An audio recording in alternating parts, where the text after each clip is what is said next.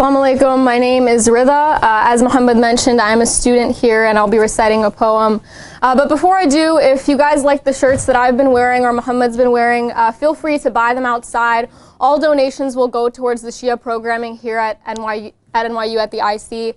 And even if you don't want a shirt and you've benefited from the program or you've gained some sort of information, go ahead and donate because this space is so important to us. On nights like this, rather than leaving our homes and coming here, it feels like we're coming home to recall the story of Hussein. So be grateful for the space and, donate if you can, even if it is a small amount.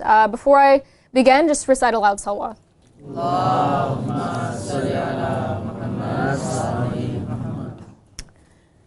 Tonight, we remember what we promised not to forget. And it's been 1,400 years, but as the sun starts to set, my mind instinctively begins to recollect what will happen tonight. And I ask you all to close your eyes and bring yourself back to that moment when that man stood alone and was surrounded by his opponents and pray to God, you can do more than just offer your condolence to him. And I pray my prayers because I am scared and very aware of what will happen once this man has left us. Tonight will connect us back to the sand that he lied on, or the shoulder of the brother that he cried on, or the young kids he relied on, or the lonely earth that he died on. We hear the crying of his baby and the sobbing of the ladies and the call for help when he asks, "Is there anyone to save me?" There is no water for the children. Can anybody listen? Is there any justice, and where has it hidden? And even if I try to forget it, I can't.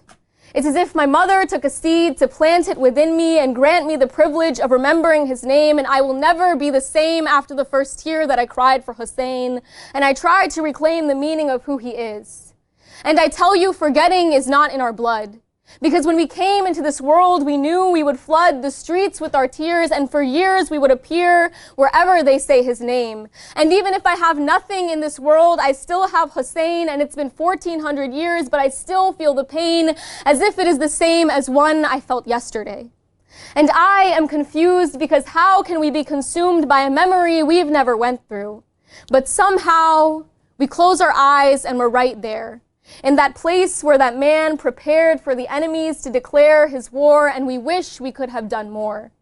In this moment, we wish we could have been the ones around him as he cries out for help while the enemies surround him, because our life seems like it's not a life without him. And it is no coincidence in this world that we found him.